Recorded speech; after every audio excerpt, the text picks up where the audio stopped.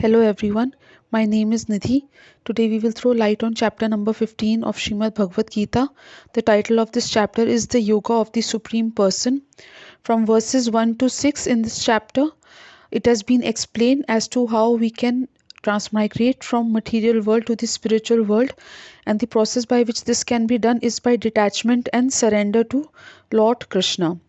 In verses 1 and 2, it has been explained that the material world, which is clearly evident in front of our eyes, is like an upside down banyan tree. Branches are planets. The three modes which we were discussing in the previous chapter, which is Sattva, Rajas, Tamas, are watering process.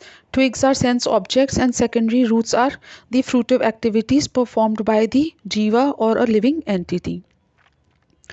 Now, because in these verses it has been explained that how can a person transmigrate from material world to the spiritual world, in the next four verses, it has been explained that an endeavor should be made to cut the tree of material world with the axe of detachment and surrender unto the Supreme Lord. The process has been explained in Bhagavad Gita, and thus a person can attain the spiritual world. So here I would like to quote verse 15.15, which says, Nirmana moha jita sanga dosha adhyatma nitya vinivritta kamaha dvandvair vimuktaha sukha dukha jam samjanair gachanti amudha padam avyayam tat, which means those who are free from false prestige, illusion and false association, who understand the eternal, who are done with material lust, who are freed from the dualities of happiness and distress, and who unbewildered know how to surrender unto the Supreme Person, attain to that eternal kingdom. The eternal kingdom mentioned here is the spiritual world. In verse 15.6, the characteristics of the Supreme Abode have been mentioned, and the verse is Na tad bhashyate suryo na shashanko na pavaka yad gatva na nivartante tad dham paramam mama, which means that supreme abode of mine is not illumined by the sun or moon, nor by fire or electricity. Those who reach it never return to this material world. Now, in verses 7 to 11, the transmigration of living entities has been explained, and verses 7 to 9 discuss that the jiva or embodied being is part and parcel of Lord Krishna or the Supreme Almighty, but is struggling in this world due to the five senses and the mind and thus changing material bodies. From verses 10 to 11, soul's transmigration has been explained, and who can and who can't see it has also been described.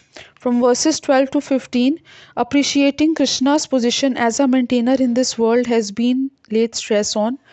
Verses 12 and 13 say that Krishna is our maintainer at cosmic level as source of light, sustenance and juice of life.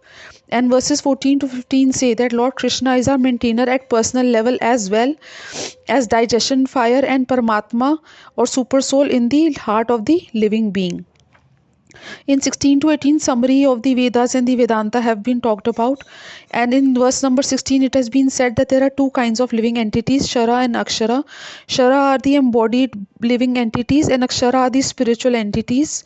In 17, the super soul has been explained, which is seated in the heart of living entities and it's beyond Shara and Akshara. And in verse number 18, it has been explained that Lord Krishna is the Supreme Lord. Now here I would like to quote the verse number 15.18, which says Yasmat sharam atitoham aksharad api chotamaha atosmi loke vedicha pratitaha purushato maha, which says, because I am transcendental beyond both the fallible and the infallible, and because I am the greatest, I am celebrated both in the world and in the Vedas as that supreme person. And finally, verses 19 to 20 talk about knowing Krishna means knowing everything, which says that knowing Krishna, one engages in his bhakti or devotional service, and whoever understands this will attain knowledge, realization, and perfection. So, this chapter has 20 verses in all. It's not a very lengthy chapter, it's a small chapter, and this is the end of this chapter. Thank you. Thanks for your time.